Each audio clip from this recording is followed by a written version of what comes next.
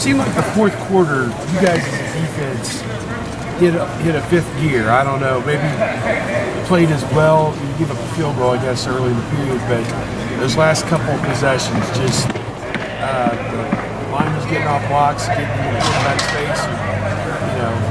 You knocked the pass away. Just everybody seemed to be locked in on what they were trying to do, and I don't know, what was the feeling, I guess, those last couple of possessions? I mean, the whole game we knew that the defense was going to win the game somehow.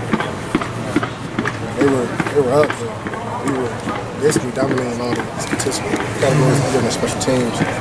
We just knew that if we just continue to stay with it and not try to do something spectacular, just do your job every play, we'll get back in the game. And once we got back in that game, there was no doubt that we was going to win the game. We just continued to do our job, and we couldn't focus on the outside things like the kick return for a touchdown. Yeah.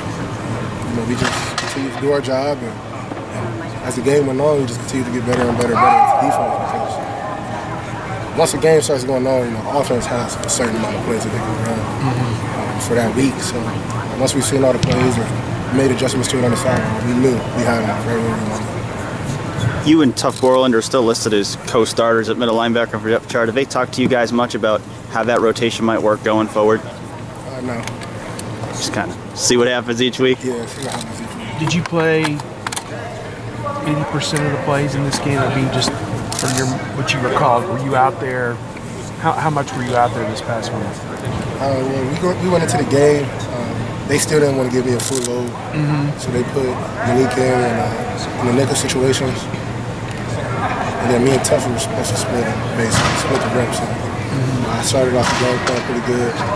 Tuff went in for the series, and I didn't know that I was going in the next series after that. I thought he was going to stay for a few series, and he told me to go back in and stay there for the rest of the game on the base. And from where you're at, you felt great. You were making plays. I mean, you're there at the end, knocking the pass away. I mean, I don't know, just your thought on being a part of that at the end of the game and being one of the guys who made a key play, to help you guys keep the lead. That play I made, it was key, but ever since I've been out, I've just been so locked in because I've just been wanting to play. Barring the injury, I wasn't quite at the ability that I could play at, so coaches did a good job pulling me off, even though I've been pretty sure agging them to play me. But on that play where I knocked the ball away on the PBU, there was so much going on into that play. We only had 10 people on the field. I wasn't even supposed to be in. Malik, like I said, Malik was in the nickels, and he had just ran down on kickoff, and they didn't tell him that we were going to nickel. Start. Yeah, so as the play was about to happen, I just looked and I see 10 people on the field. It just so happened that my backup position, I was the backup behind Malik and nickel. I see he wasn't on the field, I ran on there and just had to make a play. If I didn't run onto the field, who knows what would have happened. That's how things happen though sometimes. For a leader, what did it mean for you to see Fuller making a big tackle for loss, Robert Landers as a young kid, late in that game made a big tackle for loss? Just these guys are making the biggest plays of their career at the right time. What would that mean, to see those young guys kind of start to make those type of plays? It all starts with the leadership, the culture that we push here. It's no coincidence that those guys are making those plays because it's leaders in each one of those units and on this team. So it's going to push them to their numbers called. They better make a play because this is our last go around. And, coaches do a good job putting them in position, but at the end of the day, it's their decision. And those guys have bought in, and they're starting to see the fruits of the labor. Chris, does it finally facing sort of an NFL-style offense this week? You sort of lick your chops at a chance to do that because, I mean, theoretically, what you show against Iowa is what you can show on Sundays in the future. I try not to think about the future as much as possible. That is, like you said, that is a big thing at the next level. But the spread offense is a big thing too. NFL's going more and more towards spread, more and more of a pass game, and I just love to play against a team that run the ball as much as they do. I get a lot of action. We played against Indiana, they threw the ball 60-something times. Sometimes it feels like you're just out there playing 7-on-7.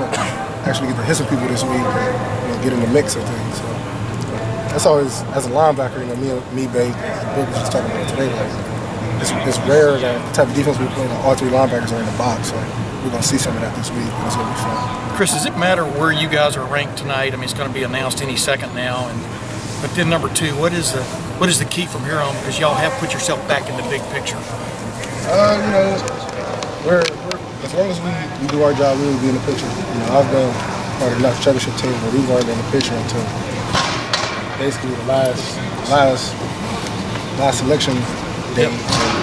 So I mean, things could change and move. So even though they're going out today, you know, it's good and all. But at the end of the day, if we win out, whatever happens will happen. But we can't focus on that right now. We got a great team that we have to play in Iowa. If we do our job each week and continue to get better, things will play out. Chris, after the game, you were very vocal about stepping up with some of the special teams members. You said you spoke to them at halftime.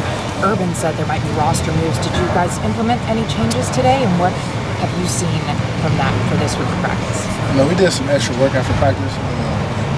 During special teams meeting today, he made it clear that there's going to have to be some guys that play a lot of football around here on offense and defense that may have to go into the game or special teams. I talked to Coach Davis about it. I told him, like, whatever you need, if it's me, Bate, Cook, that has to go in the game. We need to get to where we need to get, and that unit is not providing. We don't have to make changes, and we're all willing to go make changes for it. So we'll see what happens. We have great young players. They have to play great, and we'll see how that unfolds. What was Coach Davis's response? You know, I didn't play kickoff, you know, once he got here, but I was playing kickoffs for 2 or 3 years. It just so happened that the position that they were talking about that I might have to play, that's the position I play. So I told him, like, I already know it, like, you know, and he was just so excited to just have, you know, a guy like me to just be able to, like, all right, you going in, and I'll be ready. So, yeah, that's all it was. It was a real quick conversation. You guys fought so hard to get that win. You don't want to give any of that momentum, any of that stuff that you gained back. I mean, Penn State needed a touchdown on the last play when they were at Iowa to win that game. I mean, they outgained them by 300 yards and needed a touchdown on the last play to win the game. Just what do you guys say coming off such an emotional game to go out there and play another team that is right up there with you guys? You know, Iowa, certainly is always a great team, a tough team to play. And last time we played them, I think we played them here. I was a redshirt freshman, and it was just a slugfest. They started out hitting us right in the mouth. I remember saying on the sideline, I'm thinking, like, it's a real team right here. And you never really know until you play a team. You kind of think you know, but yeah, it's definitely going to be a hard-fought game. It's not going to be a game where they're going to roll over, which we never really get because, you know, it's our biggest game every time we play a team, and I'm pretty sure they think the same thing. So it's going to be a great, hard-fought game, but we got to be ready to play. Chris, I just saw the Last rankings. question. Chris, I saw the rankings come out. You guys are 6th right now. Media thoughts? It doesn't really mean anything to me right now, honestly. Great. Chris, thank you very much.